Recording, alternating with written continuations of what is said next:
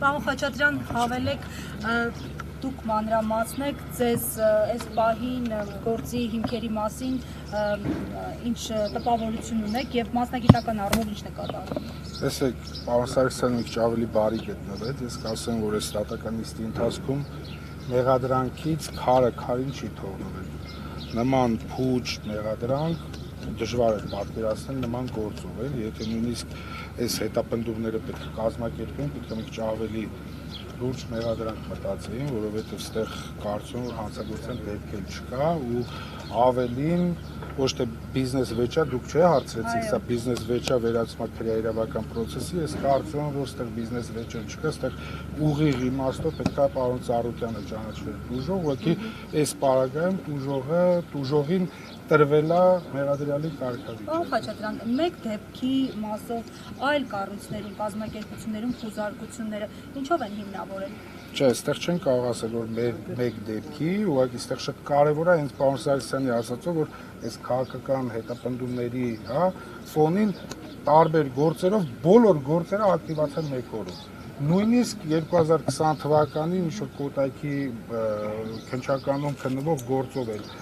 ակտիվացան, 19 թվականի գործով հարուցված ակտիվացան, 20 թվականի գործով, այսինքն հենց կարևոր է արձանագրել այդ հանգամանքը, որ բոլոր գործերը ակտիվացան մեկ օրում։ Բայց պատասխանել են, թե ինչու։ Դե ով կպատասխանի մեզ ինչու։ Բոլորն ասում են մենք հիմա զբաղված ենք,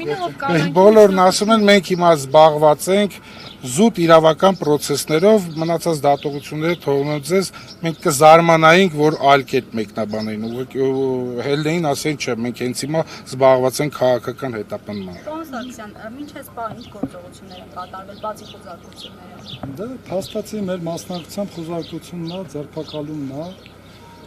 եւ նաեւ այս կալանքի միջնորդումն է։ Այսինքն որպես այդպեսին իրենք բազմաթիվ գործողություններ ունեին անելու, հատուկ չի կատարվել, որովհետև ինչ անում են, հերկվում է մեղադրանքը։ Նոր է դատանում մեկ այլ անձի ցուցմունքը պահանջեցին, ներկայացրեցին եւ ամբողջությամբ նորից մեղադրանքը հերկվում։ Գիտեք ինչն է մեր մոտ խնդիր ստեղծում։ Մենք այս նման process-ներն շատ ենք եղել, հետո Ծառուկյանն է այս ամեն ինչի մեջ ողանցել։ Բայց հետեւյալն է, էլի Իրանի Իսլամական Հանրապետության դատարանը վերջնական որոշմամբ հաստատում է, որ իրենց քաղաքացիների գրածը սուտ է,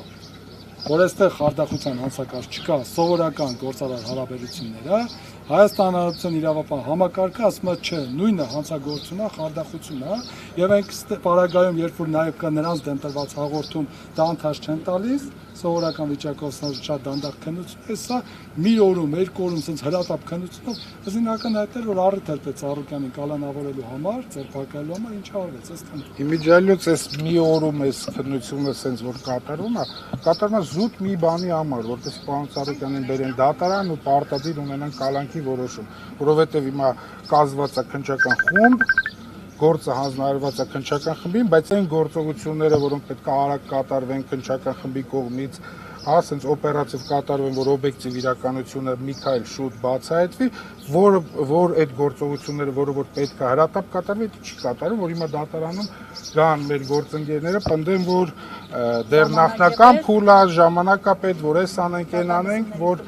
փորձեն դատարանում տպավորություն ստեղծեն, որ բազմակողմանի քննություն դեռ պետք է կատարեն։ Ինչ քայլեր պիտի արվեն, որոնք չեն արվել, խնդրում եմ Դե առնվազն ես այս պահին չեմ ցանկանա թվարկել, առնվազն պարոն Ծառուկյաններ մենք էլ պահանջում ենք առերեսում մի շարք անձանց հետ։ այդ թվում Իրանի քաղաքացիների։ Իրանի քաղաքացիների, այդ թվում նաև մեր հակընդդեմ հարցման իրավունքը ապահովելու համար, որը որ ժամանակ չլինելու պատճառով այս պարագայում, այս մեկ օրվա օրի ընթացքում չի կատարվել, այդքան էլ ճիշտ,